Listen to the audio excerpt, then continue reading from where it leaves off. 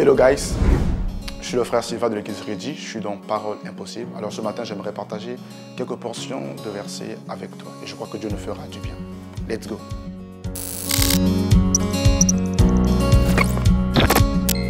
Nous sommes dans le livre de 1 Samuel, je le lis. Il est écrit dans 1 Samuel chapitre 1.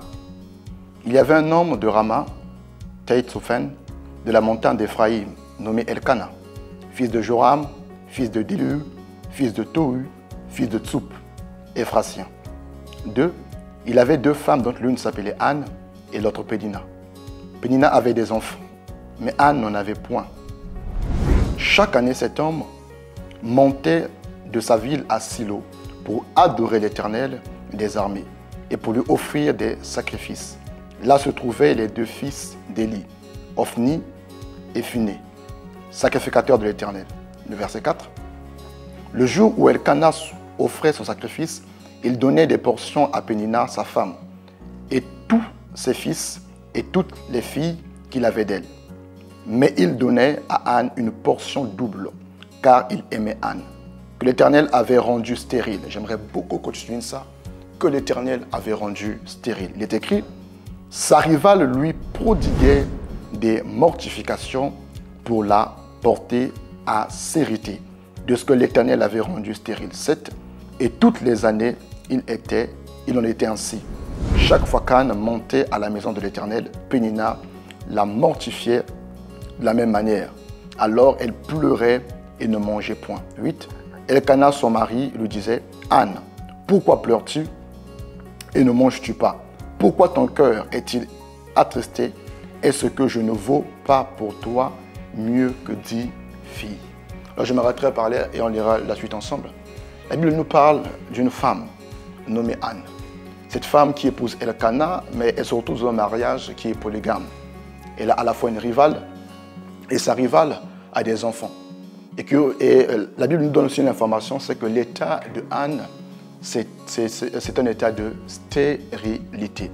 Mais curieusement, cette stérilité n'est pas rendue par les hommes. Il est précisé que la stérilité, c'est Dieu qui a permis que Anne soit stérile. Donc pendant plusieurs années, Anne était stérile. Peut-être assurément Anne ne le comprenait pas. Elle se disait, mais d'où me vient le problème? Pourquoi ce fardeau? Pourquoi ce problème? Pourquoi cette impossibilité devant moi? L'Éternel l'a permis pour quelque chose. On va le lire ensuite. La Bible déclare que Elkana aimait tellement Anne. Malgré les grimaces que Pénina faisait, le découragement, créer la zizanie, les provocations, Elkana n'a pas détourné son amour pour Anne. J'aimerais dire à une personne, et j'aimerais t'encourager dans ce sens, te dire qu'il est important parfois que nous ayons des Pénina.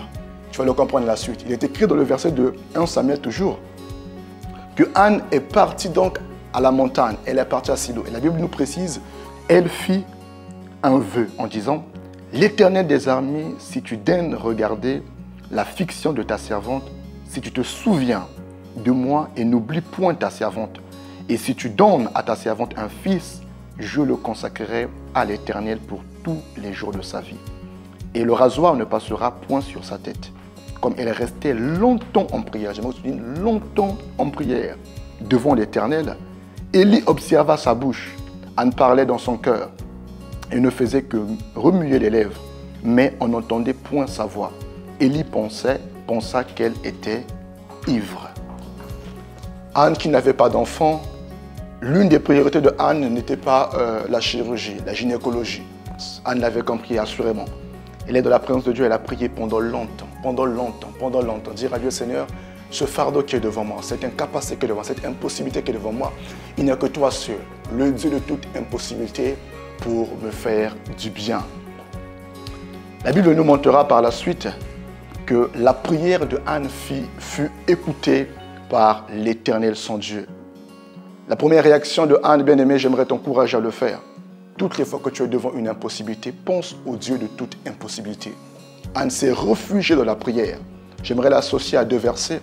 Le Psaume 61, il est écrit « Ô Dieu, écoute mon cri, sois attentif à ma prière. » En y rentrant en prière, en s'appuyant « Ô Éternel, écoute mon cri, sois attentif à ma prière. » Le deuxième, c'est le Psaume 63, il est écrit « Ô Dieu, c'est toi mon Dieu, je te cherche.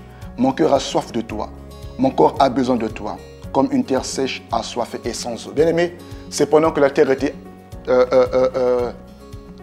c'est pendant que la terre était sèche. Pendant qu'il y avait, pendant que la terre était sèche, il n'y avait point d'eau, que le cœur du roi soupirait davantage après l'Éternel. Je le crois, que dans ton impossibilité à toi, la réponse est soupirer et demeurer dans la présence de Dieu. Aussi longtemps que tu le feras, Dieu se montrera comme le Dieu de tout est possible.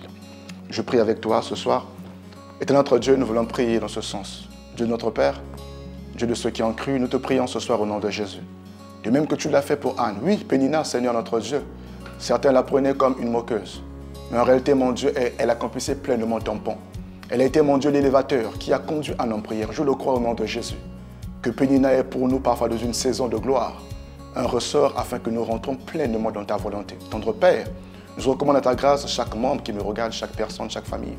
Et je prie que toi, le Dieu de toute impossibilité, que tu les fasses encore du bien. Que Dieu vous bénisse au nom de Jésus-Christ. Amen.